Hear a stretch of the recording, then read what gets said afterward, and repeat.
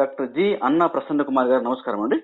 నమస్కారం అండి. మీరండి తెలంగాణ రాష్ట్రానికి సంబంధించి ఎయిడ్స్ కంట్రోల్ సొసైటీ టీ-సెక్స్ కి అడిషనల్ ప్రాజెక్ట్ డైరెక్టర్ గా పనిచేస్తున్నారు కదండి. మరి అయితే మనందరికీ తెలిసిందే, ఈ రోజు అంటే డిసెంబర్ 1వ తారీఖున ప్రపంచ ఎయిడ్స్ దినంగా జరుపుకోవడం, వరల్డ్ ఎయిడ్స్ డేగా మనం ప్రతి సంవత్సరం చేసుకుంటాం కదండి. ఈ నేపథ్యంలో మరి 2020లో ఎటువంటి కార్యక్రమాలు నిర్వహిస్తున్నారు? ఈ పాండమిక్ లో ముఖ్యంగా ఎయిడ్స్ గల కారణాలు ఏంటి, ఎలాంటి ముందు జాగ్రత్తలు చేపడితే బాగుంటుందో ఈ విషయాలు చర్చిస్తామండి. మొట్టమొదటిగా ఈ వరల్డ్ ఎయిడ్స్ డేకి సంబంధించి వాటి యొక్క ప్రాముఖ్యత తెలియజేస్తారా? తప్పనిసరిగా అండి. మీరు చెప్పినట్టుగా ఈ వరల్డ్ ఎయిడ్స్ డే అనేది మనకి మొదటగా 1988వ సంవత్సరంలో యునైటెడ్ నేషన్స్ ఆర్గనైజేషన్ అంటే ఐక్యరాజ్య సమితి వారు మనకి ఇది నిర్ణయించారన్నట్టు.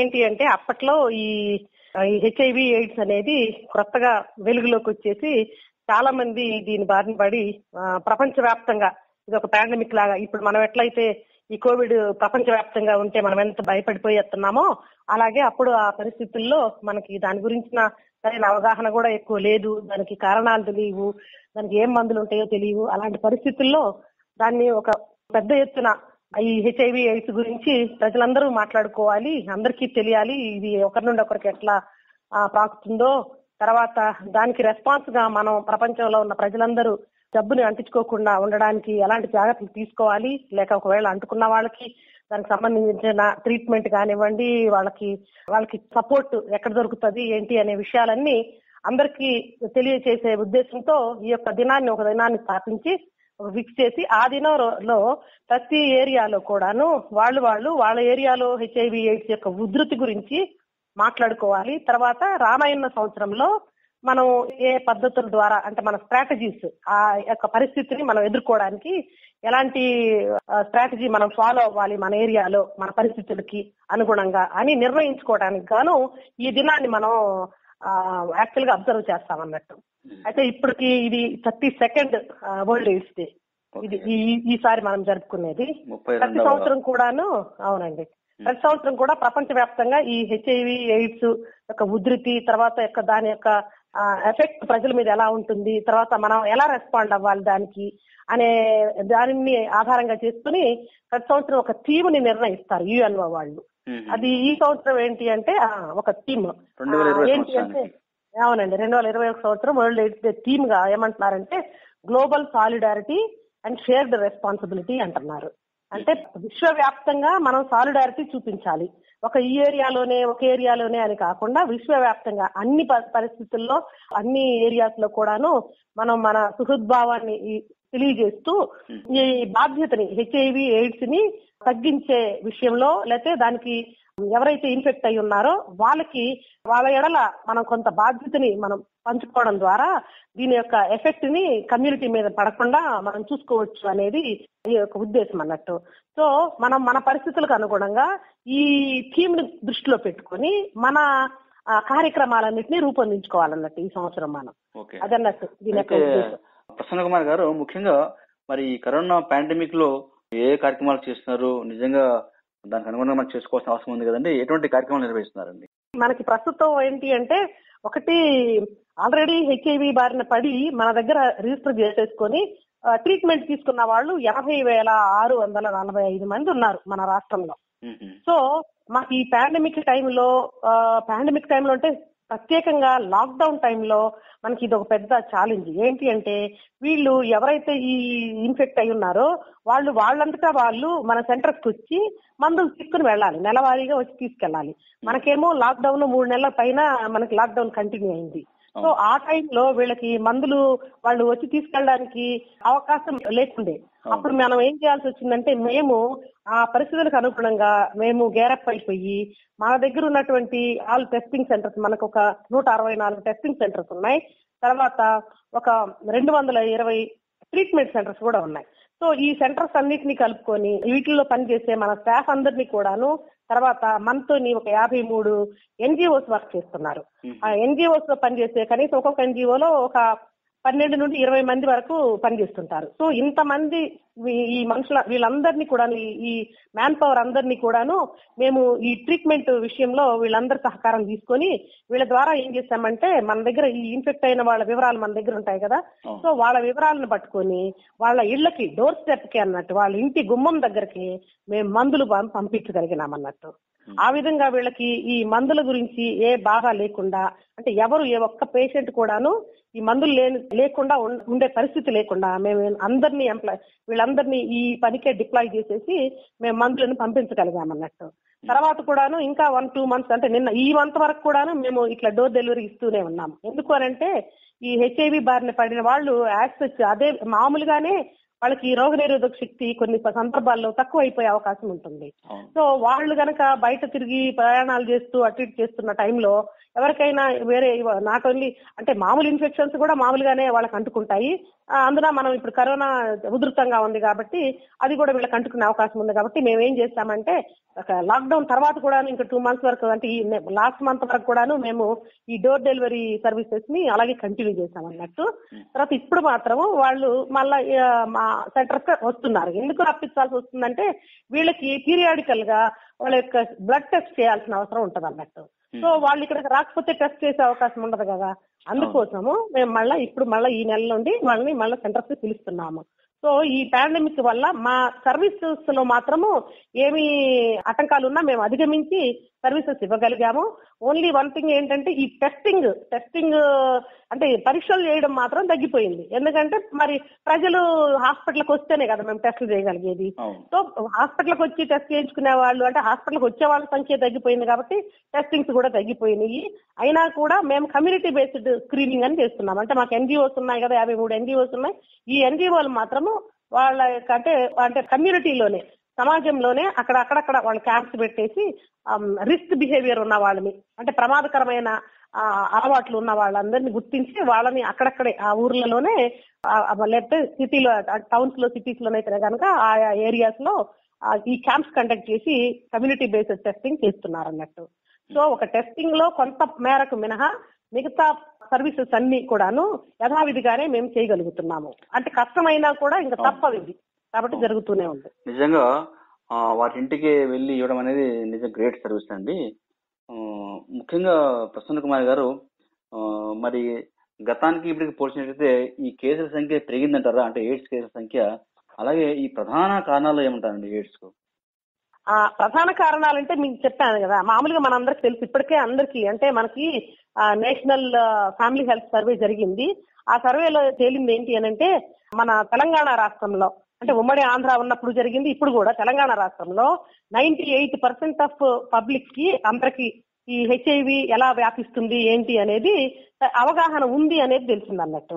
సో మనందరికి తెలిసినట్టుగానే ఈ హెచ్ఐవి ఒకరి నుండి ఒకరికి ఎలా అంటుకుంటుందంటే ఒక ఇన్ఫెక్ట్ అయిన వ్యక్తి యొక్క రక్తము లేదా ఆ ఇన్ఫెక్ట్ అయిన వ్యక్తి యొక్క ఈ జననేంద్రియాలలో ఉండే ఆ స్రావాలు వేరే వారికి అంటుకుంటే గనక వాళ్ళకి ఈ జబ్బు కూడా అంటుకునే అవకాశం ఉంటుంది. ఇది మనకు తెలుసు. సో ఈ బ్లడ్ కానీ ఈ జననేంద్రియాలలో స్రావాలు కానీ ఒకరి నుండి ఒకరికి ఎప్పుడు అంటుకుంటాయి అని కనుక మనం ఆలోచిస్తే మనకు తెలుసు.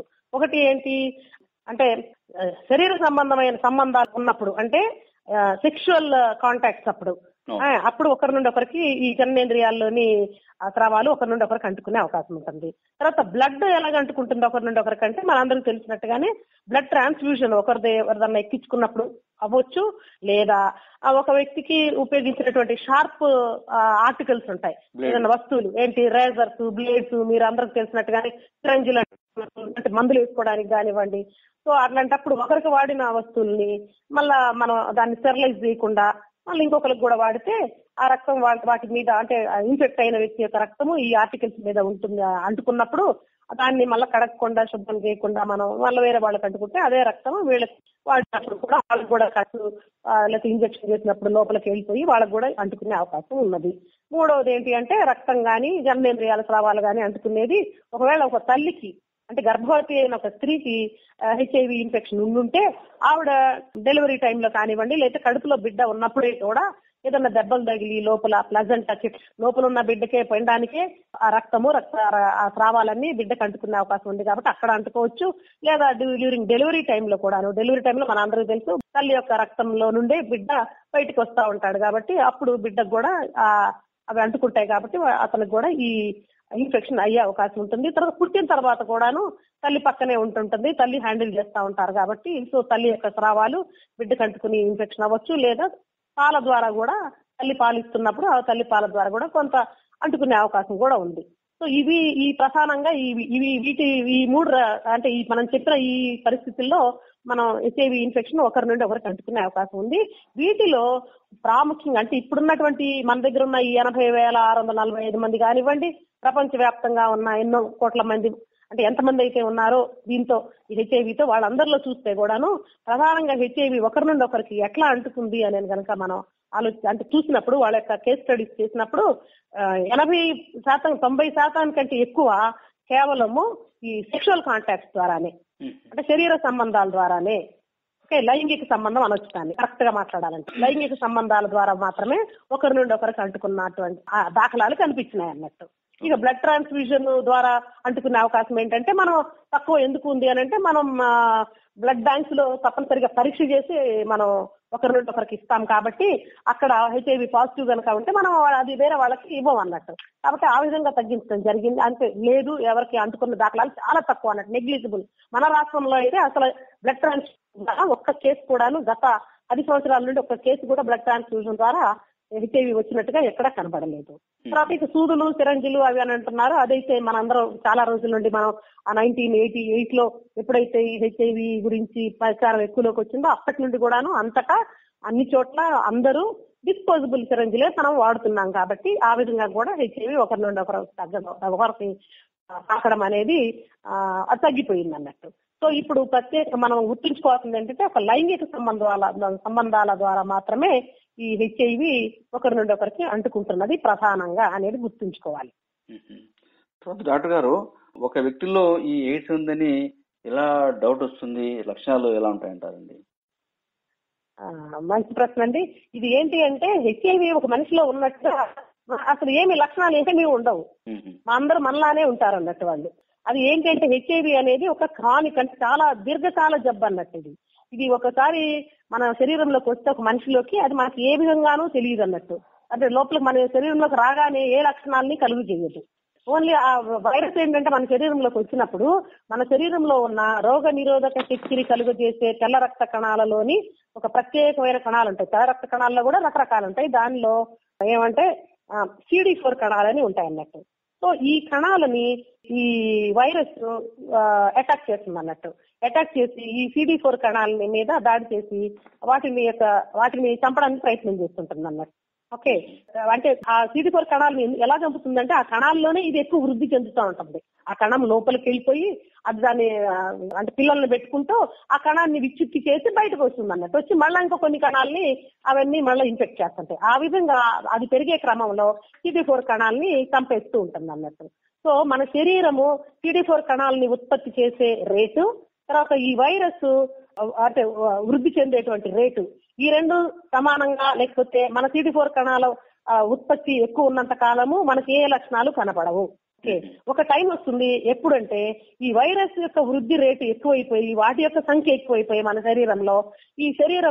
శరీరము దానికి అనుగుణంగా CD4 కణాలని ఉత్పత్తి చేసేటువంటి శక్తి సన్నగిలినప్పుడు అప్పుడేమైతుందంటే ఇది వైరస్ ఓవర్టేక్ చేస్తుంది.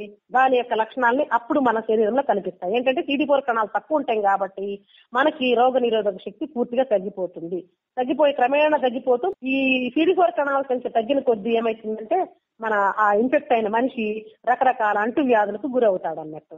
సో ఈ హెచ్ఐవి మన శరీరంలో ఉన్నది అనేటువంటి దానికి ఒక అంటే లక్షణము అంటే హెచ్ఐవికి ప్రత్యేకమైన లక్షణాలు ఏముండవు. అది ఉండడం దాని యొక్క వృద్ధి మన శరీరంలో పెరగడం ద్వారా ఈ CD4 కణాలు తగ్గిపోవడం వల్ల రోగ నిరోధక శక్తి క్షీణించి మనిషి శరీరంలో అతనికి రకరకాల అంటువ్యాధులు అంటుకున్నప్పుడు ఏ అంటువ్యాధి అంటుకుంటే దాని లక్షణాలు మాత్రమే కనిపిస్తాయి అన్నట్టు. ఎక్కువగా ఏంటంటే మనకి ఈ శ్వాస సంబంధమైనటువంటి ఇన్ఫెక్షన్స్ ఎక్కువ అంటుకునే అవకాశం ఉంటుంది.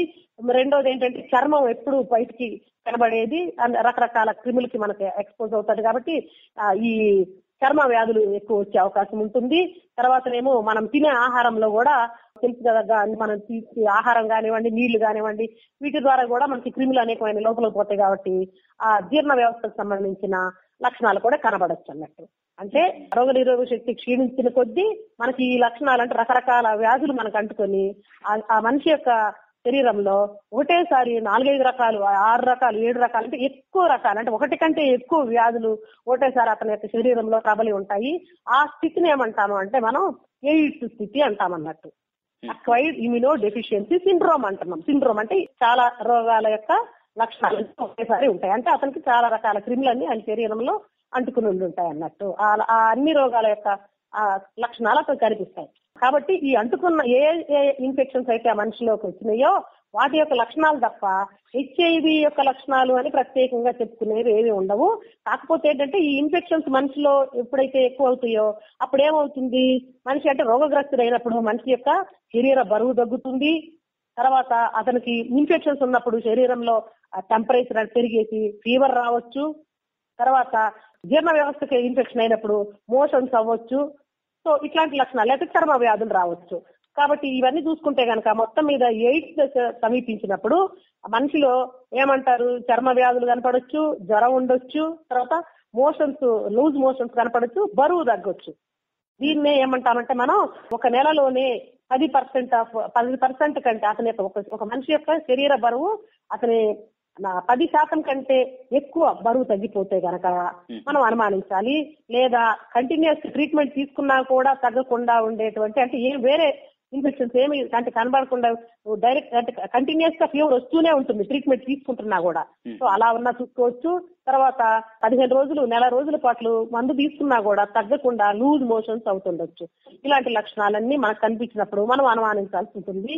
లేదా అప్పుడు పరీక్ష చేసుకోవాలి. లేదా మామూలుగానే మనం ఏదన్నా వేరే మనం హాస్పిటల్కి వెళ్ళినప్పుడు డాక్టర్స్ మనకు ట్రీట్మెంట్ ఇచ్చే టైంలో వాళ్ళు ఇచ్చిన ట్రీట్మెంట్ పని చేయకుండా ఎన్ని మందులు వాడినా తగ్గకపోయినప్పుడు డాక్టర్స్ చేసేసి హెచ్ఐవి ఒకవేళ ఇన్ఫెక్ట్ అయిందేమో చూసుకోండి అని వాళ్ళు అనుకోకుండా పరీక్ష చేయించినప్పుడైనా బయటకు తెలియచ్చు.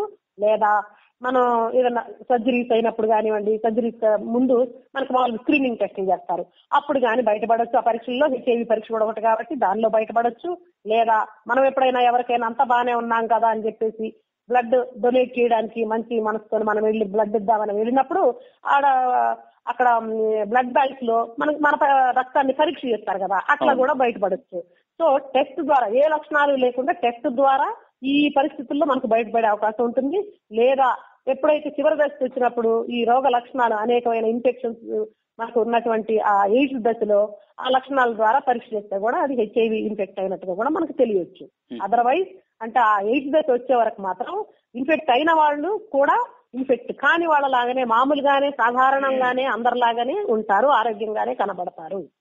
ఓకే ఇకండి, ఎందుకంటే ఒకసారి ఈ ఎయిడ్స్ వ్యాధి వచ్చిన తర్వాత చాలా బాధపడాల్సిన అవసరం ఉంటుంది. ఎందుకంటే ఇది ఒక సామాజిక సమస్య, సోషల్ ఇష్యూ అయిపోతుంది కదా.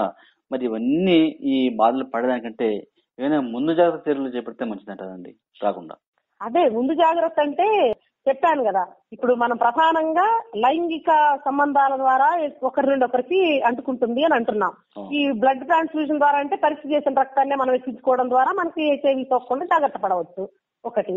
2 సిరంజులు, సూదులు అవన్నీ అండ్ రేజర్లు ఇవన్నీ ఏంటంటే డిస్పోజబుల్ ఇవి వాడుకోవాలి. ఒకరికి వాడిన వాటిని మనం వాడుకోకూడదు, అంటే ఒకరు షేర్ చేసుకోకూడదు ఈ ఆర్టికల్స్. ఆ రెండింటిని మనం ఒక పక్కన పెడితే మూడవది ఏంటి, ఇంకోటి ఏంటి, తల్లి నుండి బిడ్డకి అంటున్నాం. సో తల్లి నుండి ఆమెకు పుట్టే బిడ్డకి హెచ్ఐవి సోకకుండా మనం ఎలా జాగ్రత్త పడవచ్చు అంటే ప్రతి గర్భవతి అయిన స్త్రీ కూడా ప్రెగ్నెన్సీ వచ్చింది అని తెలిసిన వెంటనే హాస్పిటల్కి వెళ్లి అన్ని రకాల పరీక్షలు చేసుకోవాలి. ఏఎన్సీ ప్రొఫైల్ అని చెప్పేసి గర్భవతులకు చేసేటువంటి ఒక 8-9 రకాల పరీక్షలు, రక్త పరీక్షలు, మూత్ర పరీక్ష ఇవన్నీ ఉంటాయన్నట్టు. ఆ పరీక్షలన్నీ చేస్తారు. దానిలో హెచ్ఐవి పరీక్ష కూడా ఒకటి అన్నట్టు. సో ఆ పరీక్ష కనుక చేయించుకుంటే ఏదైనా ఆ గర్భవతికి తనకు అప్పటికే హెచ్ఐవి ఇన్ఫెక్ట్ అయి ఉంటే కనుక ఆ పరీక్షల్లో మనకు తేలుతుంది. తేలినప్పుడు ఏంటి అంటే వెంటనే ఇమీడియట్ గా ఆ తల్లిని, ఆ గర్భవతికి మేము ఈ యాంటీ రెట్రోవైరల్ డ్రగ్స్ అంటే హెచ్ఐవికి ఉధృతిని తగ్గించేటువంటి మందులు ఉంటాయన్నట్టు. సో ఆ మందులు తల్లికి మొదలు పెడతామన్నట్టు. అంటే అప్పుడు మొదలుకుంటే గర్భవతిగా ఉన్నంత కాలము ఆవిడకి ఆ మందులు ఇస్తూనే ఉంటాము, ఇంకా జీవితాంతం కూడా అదే మందుల్ని మేము కంటిన్యూ చేస్తామన్నట్టు. తల్లికి. సో ఇవి ఏంటి అంటే ప్రతి గర్భిణీ స్త్రీ కూడాను దీనికోసం ప్రతి గర్భిణీ స్త్రీ కూడా ఏంటంటే గర్భవతిని తెలిసిన వెంటనే గవర్నమెంట్ హాస్పిటల్స్ తెలిస్తే కనుక ప్రైవేట్ హాస్పిటల్స్ కూడా చేస్తున్నారు. అక్కడ చేసినా కూడా కన్ఫర్మ్ చేయాలంటే మళ్ళీ గవర్నమెంట్ హాస్పిటల్కి రావాల్సిందే. ఎందుకు అనంటే గవర్నమెంట్ హాస్పిటల్స్ లో ఈ స్టేట్ ఎయిడ్స్ కంట్రోల్ సొసైటీ ద్వారా నియమించబడినటువంటి ప్రత్యేకమైన శిక్షణ పొందినటువంటి స్టాఫ్ అక్కడ ఉంటారన్నట్టు. ఆ సెంటర్స్ లో మేము ఇచ్చే ఆ టెస్ట్ కిట్స్ కూడాను అది ఇంటర్నేషనల్లీ అప్రూవ్డ్ కిట్స్ మాత్రమే ఉంటాయన్నట్టు. అంటే తప్పుకి అంటే ఫాల్స్ పాజిటివ్స్ ఫాల్స్ నెగిటివ్స్ వచ్చేటువంటి అవకాశం లేని కిట్స్ అక్కడ పెడతారన్నట్టు. సో ఆ టెస్ట్ కిట్ కూడా సో అక్కడ మాత్రమే కన్ఫర్మ్ చేస్తారు. అందుకోసమని గవర్నమెంట్ హాస్పిటల్కి వెళ్ళేసి ఈ హెచ్ఐవి పరీక్షలు కూడా అన్ని పరీక్షలతో పాటు ఇది కూడా వాళ్ళు చేస్తారు. మీరు అడగాల్సిన అవసరం లేదు. గర్భవతులు జస్ట్ పరీక్షగానే వెళ్తే చాలు, గర్భవతి పరీక్షకి వెళ్తే చాలు, అక్కడ ఈ పరీక్షలన్నీ కూడా చేపిస్తే ఎవరికైనా పాజిటివ్ ఉంటే కనుక తర్వాత వాళ్ళకి ఎక్కడెక్కడ మందులు దొరుకుతాయి ఏంటి అనేది మా ఏఆర్టీ సెంటర్స్ అంటారు, యాంటీ రెట్రోవైరల్ ట్రీట్మెంట్ సెంటర్స్ అంటారు. ఈ సెంటర్స్ కి మా స్టాఫే మిమ్మల్ని ఎట్లా పోవాలి ఏంటి అనేది మీకు అన్ని డైరెక్షన్స్ అన్ని ఇస్తారు, గైడ్ చేస్తారు అన్నట్టు.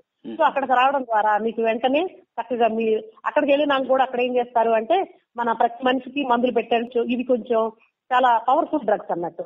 కాబట్టి ఈ డ్రగ్స్ వేసే అంటే మొదలు పెట్టే ముందు ఏంటంటే దీనిలో రకరకాలు ఉంటాయి ఈ మందులు. సో ఏ మందు మీకు సరిపడుతుంది అనేది తెలుసుకోవాలి అని అంటే మీ రక్త పరీక్షలు, తర్వాత మీ యొక్క మూత్రపిండాల పరీక్షలు, తర్వాత మీ యొక్క లివర్ ఫంక్షన్ టెస్ట్ ఇవన్నీ చేస్తారన్నట్టు. చేసి సో మీకు మీ శరీర పరిస్థితికి అనుకూలమైన మీకు పనిచేస్తుంది అనుకునేటువంటి ఆ డ్రగ్ రెజిమెన్ ని మీకు స్టార్ట్ చేస్తారన్నట్టు. సో ఆ విధంగా అది చేయడం ద్వారా ఈ మందులు వాడడం ద్వారా ఏంటి అంటే ఇట్లా మందులు ఏమీ వాడకపోతే ఒక హెచ్ఐవి ఇన్ఫెక్ట్ అయిన మదర్ కి బిడ్డలు పుడితే కనుక వాళ్ళకి ఏంటి అంటే 30% అంటే ఒక 100 మంది హెచ్ఐవి పాజిటివ్ గర్భిణీ స్త్రీలు కాన్పు కంటే గనక పిల్లలు కంటే గనక వాళ్ళలో 30 మందికి మనం ఏమీ మందులు ఇవ్వకుండా ఏమీ లేకుండా ఉంటే 30 మందికి పిల్లలు పాజిటివ్ గా పుట్టే అవకాశం ఉంటుంది అన్నట్టు, హెచ్ఐవి పాజిటివ్ గా. కానీ ఇప్పుడు మేము చెప్పినట్టుగా సూచించిన విధంగా మొదట్లోనే అంటే ప్రెగ్నెన్సీ వచ్చిందని తెలిసిన వెంటనే హాస్పిటల్కి వచ్చేసి ఈ ఏఆర్టీ మందులు వాడుకొని తర్వాత మేము సూచించిన విధంగా హాస్పిటల్లోనే ట్రీట్మెంట్ తీసుకుంటూ హాస్పిటల్లోనే డెలివరీ అయితే కనుక మంచిగా కరెక్ట్ గా వాళ్ళకి ఏంటంటే కేవలము 3% మాత్రమే పాజిటివిటీ వచ్చే అవకాశం ఉంటుంది అన్నట్టు. సో 27% మనం తల్లి నుండి బిడ్డకి హెచ్ఐవి రాకుండా కూడా మనం అంటే మనం చెప్పిన మందులు వాడుకుంటూ మేము సూచించిన విధంగా జాగ్రత్తలు తీసుకుంటూ ఉంటే ఇంత తగ్గించవచ్చు అన్నట్టు. ఇక మూడవది ప్రధానమైంది మనం ఇందాక చెప్పుకున్నట్టుగా లైంగిక సంబంధాల ద్వారా ఒకరి నుండి ఒకరికి అంటుకునే అవకాశం ఉంటుంది అని అన్నాం. కాబట్టి మరి లైంగిక సంబంధాలు మరి ఎవరితో పెట్టుకోవాలి? ఇందాక మాట్లాడుకున్నాము ఈ హెచ్ఐవి ఉన్న వాళ్ళకి ఏమైనా లక్షణాలు ఉంటాయా అంటే లేదు. అబ్సల్యూట్లీ ఎయిడ్స్ స్థితి దశ వచ్చే వరకు అంటే ఇన్ఫెక్ట్ అయినప్పటి నుండి కనీసం 6-7 సంవత్సరాల తర్వాత, కానీ కొంతమంది అయితే 10 సంవత్సరాలు 12 సంవత్సరాల వరకు కూడా ఈ యొక్క లక్షణాలు ఈ ఎయిడ్స్ దశ రాదన్నట్టు. ఓకే, కాబట్టి అప్పటి వరకు వాళ్ళు అందరిలాగానే మామూలుగానే ఆరోగ్యంగానే ఉంటారు. వాళ్ళకి తెలియదు వాళ్ళలో హెచ్ఐవి ఉన్నట్టు, మనకి తెలియదు. ఎవరికి చూస్తే తెలియదు కదా, వాళ్ళకి కూడా తెలియదు. వాళ్ళకి ఆరోగ్య సమస్యలు ఏమీ లేవు కాబట్టి వాళ్ళు ఇక్కడ పరీక్ష చేయించుకోవడం వాళ్ళకి తెలియదు. కాబట్టి అందరిలానే ఉంటారు. కాబట్టి మరి లైంగిక సంబంధం ఎవరితో పెట్టుకోవాలి ఏంటి మరి ఎలా తెలుస్తుంది మనకి అని మనం అనుకుంటే మరి ఈ విధంగా మనకి హెచ్ఐవి రాకుండా ఎలా కాపాడుకోవాలి అని కనుక మనం ఆలోచిస్తే ఒకటి ఏంటి అంటే లైంగిక సంబంధాలు అనేది నిజానికి మనం సామాజిక పరంగా కూడా ఆలోచిస్తే అంటే నైతిక పరంగా కానీ సామాజిక పరంగా కానీ మనం ఆలోచిస్తే కూడా ఇక్కడ ఏమంటాము, మన సమాజం అంతా ఒక స్త్రీ ఒక పురుషుడి మధ్య మాత్రమే ఈ లైంగిక సంబంధాన్ని ఒప్పుకుంటుంది. అలాగే మనం నైతికంగా మనం ఆలోచిస్తే కూడా మనం ఎవరి కాలం ఆలోచించినా కూడా అదే కదా, ఒక భార్య ఒక భర్త, అది కూడా ఒక స్త్రీ ఒక పురుషుడు అంటే ఒక భార్య ఒక భర్త మధ్యలోనే ఉండాలనేది మనం ఒప్పుకుంటాం మన సమాజ పరిస్థితుల్లో. ఇక్కడ వేరే ఏరియాస్ లో మనకు తెలియదు, మనం ఉన్న పరిస్థితుల్లో మనం మాట్లాడుకోవాలి. సో ఇది కాబట్టి ఇలా పాటిస్తే గనక మనం ఎవరి భార్య లేకపోతే ఎవరి భర్త వారికి వాళ్ళ యొక్క ప్రవర్తన ఎట్లాంటిది, వాళ్ళకి ఏమన్నా వేరే అంటే ఇంకేమన్నా వాళ్ళు ఎక్కడ అంటించుకుంటున్నారా ఏంటి అనేది కాస్త అంటే కొంత మనకి వాళ్ళ యొక్క ప్రవర్తన గురించి తెలిసే అవకాశం ఉంటుంది. కాబట్టి ఒక భార్య ఒక భర్త ఇద్దరి మధ్యలో మాత్రమే ఈ యొక్క లైంగిక సంబంధాలు ఉంటే మంచిది. వీళ్ళిద్దరు కూడా ఒకరి ఎడల ఒకరు నమ్మకంగా ఉంటే అప్పుడు అంటే ఇంకా వేరే వాళ్ళు వేరే వాళ్ళతో సంబంధాలు పెట్టుకోకుండా ఉంటే అప్పుడు వాళ్ళిద్దరు ఆరోగ్యవంతులే కాబట్టి వాళ్ళకి హెచ్ఐవి వచ్చే అవకాశం ఉండదు. మరి ఎవరికి వస్తుంది అని అంటే ఒకరికంటే ఎక్కువ మందితో లైంగిక సంబంధాలు ఉండే వారికి ఇన్ఫెక్షన్ వచ్చే అవకాశం ఉండవచ్చు. నాట్ ఓన్లీ హెచ్ఐవి, ఇంకా వేరే లైంగిక వ్యాధులు మనం అంటాం కదా సుఖ వ్యాధులు, లైంగిక వ్యాధులు అంటాము, లేకపోతే జన్మేంద్రియాలకు సోకే వ్యాధులు అంటాము. ఇలాంటి వ్యాధులు వేరే కూడా అంటుకునే అవకాశం ఉంటుంది. కాబట్టి ఏ జాగ్రత్తలు తీసుకుంటే వస్తుందంటే, ఒకటి మన జీవిత భాగస్వామితో ఒకరితో మనం నమ్మకంగా ఉంటే మనకి అంటుకునే అవకాశం తగ్గించుకోవచ్చు. ఒకరికంటే ఎక్కువ మందితో మనం లైంగిక సంబంధాలు కలిగి ఉంటే మనకి హెచ్ఐవి అంటుకునే అవకాశం ఎక్కువ పెరిగిపోతున్నట్టు. కాబట్టి ఇక్కడ ప్రజలు గుర్తుపెట్టుకోవాలి. ఇందాక చెప్పిన ఈ విషయాలన్నీ కూడా మరి పాటించినట్టయితే మనము తప్పనిసరిగా ఈ ఎయిడ్స్ దూరంగా ఉండవచ్చు. మరి మన రాష్ట్రంలో మీరు ఇందాక చెప్పినట్టుగా 164 పరీక్షా కేంద్రాలు పనిచేస్తున్నాయి. అలాగే 220 చికిత్సా కేంద్రాలు ఉన్నాయి. అంతేకాకుండా 53 ఎన్జిఓలు కూడా పనిచేస్తున్నాయి. మరి తగ్గించడానికి ఈ ఎయిడ్స్ వ్యాధిగ్రస్తుల పట్ల మరి చికిత్స అందజేయడానికి ఇవన్నీ కూడా ఉపయోగించుకొని ముఖ్యంగా ఉపయోగించడం కంటే కూడా దీనికి దగ్గరికి పోకుండా ఉన్నట్టయితే చాలా మంచిది. తర్వాత ఇంకోటి మరొక గుర్తుపెట్టుకోవాల్సింది ఏంటంటే, ఈ లైంగిక సంబంధాల విషయాల్లో ఈసారి మనకి ఇవన్నీ కాకుండా ఇంత జాగ్రత్తగా మనం ఉండడం లేదు, మాకు వేరే వారితో కూడా సంబంధం ఉండే అవకాశం ఉంది అని అనుకున్నప్పుడు మాత్రం తప్పనిసరిగా ప్రొటెక్టెడ్ సెక్స్ అంటే రక్షణతో కూడినటువంటి లైంగిక సంబంధాలు ఉంచుకోవాలి. రక్షణ అంటే ఏంటి అంటే కండోమ్ అన్నట్టు. కండోము మనం నిరోధ్ అంటాము, వేరు వేరు పేర్లతో పిలుస్తాము, వేరు వేరు బ్రాండ్స్ కూడా చాలా ఉన్నాయి. సో ఈ కండోమ్ యూజ్ చేస్తే గనక ఈ హెచ్ఐవి ఒకవేళ ఇన్ఫెక్షన్ ఉన్న వాళ్ళతో లైంగిక సంబంధాలు ఉన్నా కూడా వారి నుండి ఈ ఆరోగ్యవంతులకి ఇన్ఫెక్షన్ వచ్చే అవకాశము 80% తగ్గించవచ్చు. 20% రిస్క్ ఉంటుంది అక్కడ కూడా. ఎందుకు అని అంటే ఈ లైంగిక సంబంధం అంటే ఓన్లీ జననేంద్రియాలే కాకుండా జననేంద్రియాల్లో అంటే ఆ స్రావాలు వేరే విధంగా కూడా ఒకరి నుండి ఒకరికి అంటుకుంటుంది. అంటే దగ్గరగా ఉంటారు కాబట్టి నోటిలో ఉన్న లాలాజలం కానివ్వండి, ఒకరికొకరికి అంటుకోవడం కానివ్వండి, అట్లా ఒకరి ద్వారా ఒకరికి అంటుకునే అవకాశం ఉంది. తర్వాత నిరోధు ఏదైతే మనం కండోమ్ అంటున్నామో ఆ కండోమ్ కూడాను 100% ఈ ఇన్ఫెక్షన్ ని నిరోధించలేదు. ఓన్లీ 80% మాత్రమే. అది కూడా ప్రతిసారి కరెక్ట్ గా అది తొడుగుకొని ఈ లైంగిక సంబంధాల్లో పాల్గొంటే అప్పుడు ఈ 80% ప్రొటెక్షన్ ఉంటుంది అన్నట్టు. లేకపోతే అది కూడా ఉండదు. చాలా చక్కటి విషయాలు ఈ ఎయిడ్స్ వ్యాధి రాకుండా ఉండేందుకు డాక్టర్లు తెలియజేశారు. ధన్యవాదాలు. నమస్కారం అండి. నమస్తే అండి.